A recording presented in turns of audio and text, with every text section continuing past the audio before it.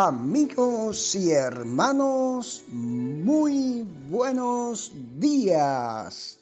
El Señor les bendiga y les ayude a comprender que es mejor ser perseguido y rechazado por el hombre, pero respaldado por Dios, que contar con todo el apoyo del hombre, pero sin aprobación divina.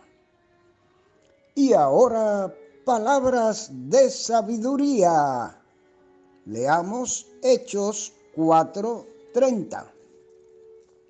Mientras extiendes tu mano para que se hagan sanidades y señales y prodigios mediante el nombre de tu santo Hijo Jesús. Mis amados amigos y hermanos, muchas gracias y ricas bendiciones del Señor por su gentil sintonía cada día para compartir con nosotros estos breves minutos de saludable alimento para el alma, rica nutrición para la mente y fresco refrigerio para el espíritu.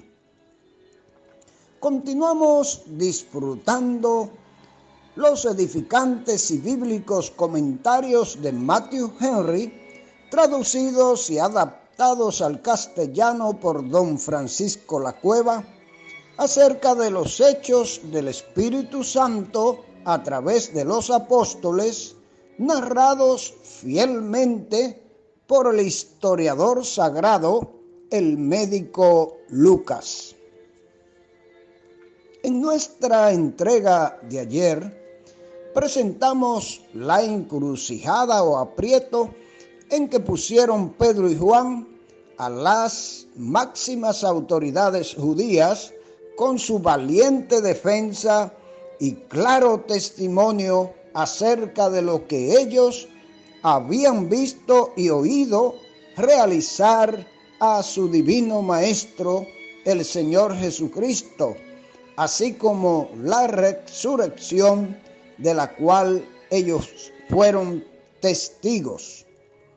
Ya sabemos que fue el Espíritu Santo que les dictó todo lo que dijeron en cumplimiento de la promesa del Señor. Además, tenían el cuerpo del delito en sus narices y a todo el pueblo en favor de los apóstoles. No tuvieron otra opción que no fuera libertar a estos hombres. Es que si obramos bajo los designios de Dios, las puertas más cerradas serán abiertas, las más altas montañas se convertirán en valles y los más fuertes enemigos en nuestros mejores aliados.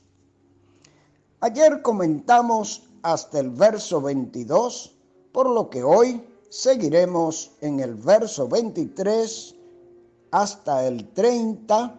Pedro y Juan son libertados y su regreso salvo y sano para compartir con los suyos, por lo que con gran regocijo y humildad vuelven a los demás apóstoles y a todos los creyentes que le esperaban con los brazos abiertos. Escuchemos, pues, los comentarios de hoy con el tema El inicio de persecución a la iglesia, parte 4.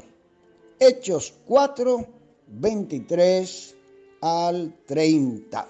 Los dos testigos, que en este caso eran Pedro y Juan, vienen ya libres a sus hermanos.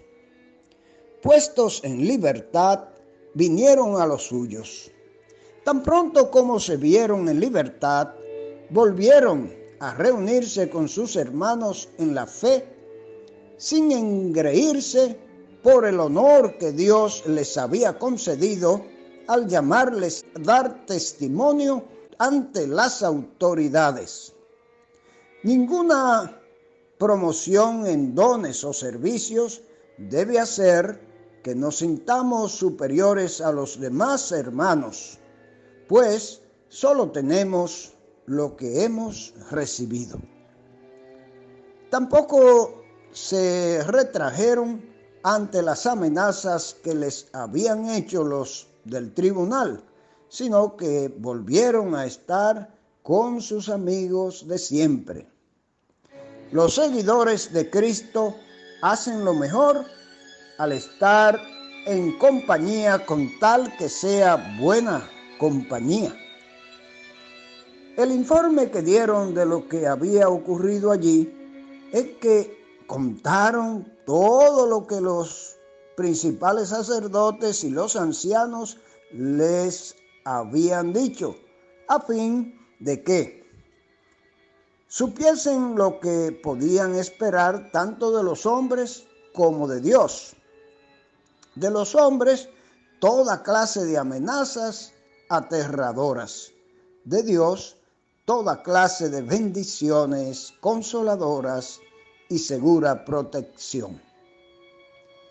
Sintiesen corroborada su fe en la resurrección del Señor, pues Pedro y Juan les habían dicho a los principales sacerdotes en su cara que Dios había resucitado de entre los muertos a Jesús. Los jueces les habían prohibido publicarlo a nadie, pero no se habían atrevido a negarlo. Se uniesen ahora a ellos en alabanzas y oraciones. La forma en que se dirigen a Dios en esta ocasión, ellos dicen, junto con los demás discípulos, al oír, alzaron unánime la voz a Dios. No es probable que todos, de forma estereotipada, pronunciasen las mismas expresiones de esta larga oración. Posiblemente uno de ellos la elevó con señales de aprobación unánime de parte de todos los presentes o, más probable, mezclaron sus voces con expresiones parecidas. Veamos en detalle. El respeto con que adoran a Dios como al soberano Señor, creador de todas las cosas, según verso 24. Los idólatras adoran dioses que ellos mismos han hecho, pero nosotros adoramos a un Dios que nos ha hecho a nosotros y a todo el universo. Por eso hemos de comenzar nuestras oraciones con el reconocimiento de la suprema majestad y santidad de Dios. La alabanza es el elemento primordial de toda oración. El Padre nuestro inicia, santificado sea tu nombre. La sumisión con que aceptan los designios de la providencia al citar de las profecías mesiánicas del Antiguo Testamento. Lo había dicho Dios por boca de David, por lo que no había que extrañarse de que se cumpliesen las Escrituras. Estaba predicho que las multitudes rebeldes se habían de enfurecer contra Dios y contra su Mesías, que la gente había de tramar todos los medios posibles para salir adelante con su propósito, que en particular los reyes de la tierra se habían de oponer a la instauración del reino del Mesías, que los gobernantes se habían de coligar contra Dios y contra Cristo. La forma en que veían cumplidas estas predicciones era cierta la profecía y verdadero su cumplimiento, porque verdaderamente se aliaron en esta ciudad contra tu santo siervo Jesús, a quien ungiste. Herodes y Poncio Pilato, los dos gobernadores de Galilea y Judea respectivamente, con los paganos, todos los de la gentilidad y el pueblo de Israel. Pero con todo ello, no hacían sino dar cumplimiento al designio eterno de Dios. El obediente siervo de Jehová había sido ungido para ser el Salvador del mundo por medio de su sacrificio expiatorio por el pecado, y por tanto había de morir. Dios había determinado por qué manos se le había de dar muerte: por mano de inicuos, es decir, gentiles, pero por sentencia e instigación de las autoridades y del pueblo de Israel. La petición que elevan en cuanto al caso presente, según verso 29, y en lo de ahora, Señor, fíjate en sus amenazas. Se percibe cierto énfasis en ese ahora.